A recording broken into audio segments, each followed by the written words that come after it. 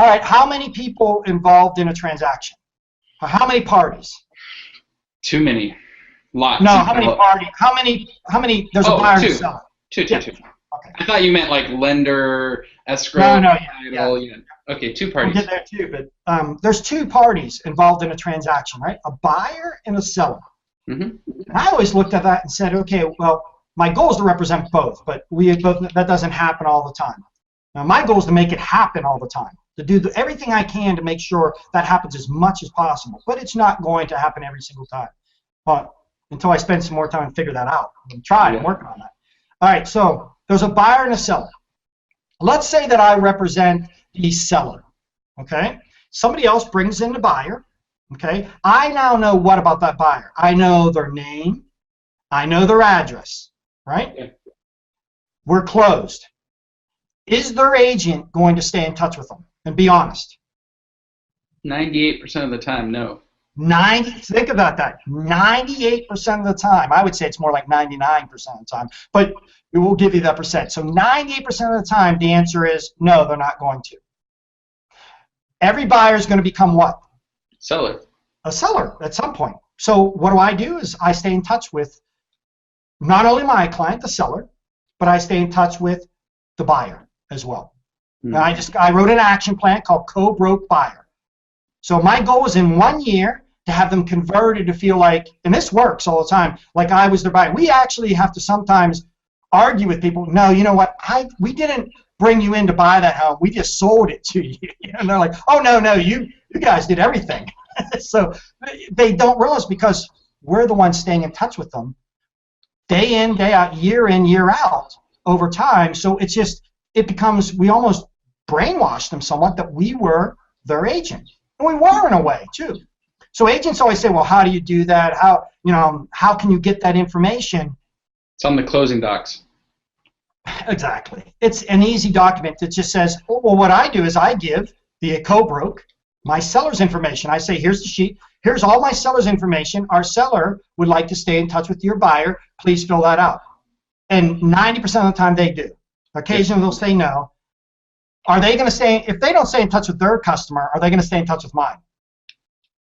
So there, I just doubled your sales right there. I doubled your lead generation right there by staying in touch with both parties. And people say, well, that's not fair. And what do you mean? Well, how's that not fair? The deal is closed. It's over with. Yeah. So we should let that buyer become somebody else's lead? No. That should become your lead.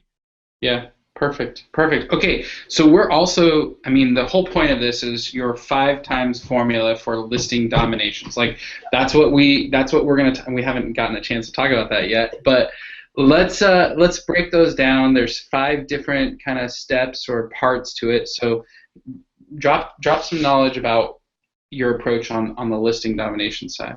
Okay, so first off, the 5 different steps. I'll walk you through each one of them. So first, it's prospect generation. Okay, we have to generate, right? We need to get leads. So some of the things I talked about were like the signage and so forth.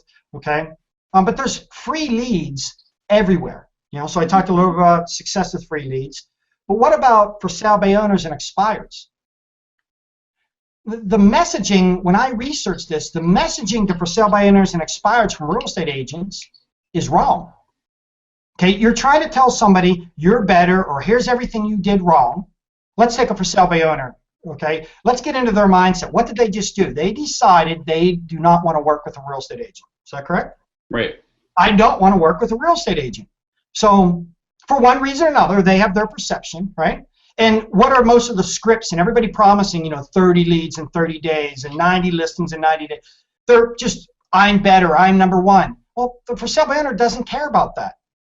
Okay, so I thought, wow, our approach as real estate agents is wrong. So what I did is I said, well, what I'm going to do is instead of wanting to list the property, is I'm going to help them sell their property. I'm going to do everything I can to help them sell their property. Think about that. Now, if you had a listing in your MLS and you brought a buyer to that, right? What's the difference between that and a for sale by owner? The MLS has already agreed to a commission percentage, right? All you have to do, it's just one little step to get the for sale by owner to agree to that as well.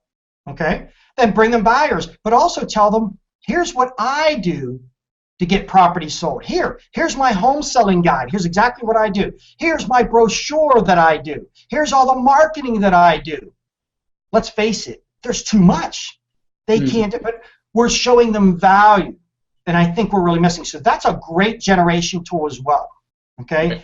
Generating with for sale by owners and expireds, because those are people with their hands up really high saying, I want to sell my home. And if we asked all the agents that are on the hangout today, how many of them show for sale by owners? It's going to be very few. Very few.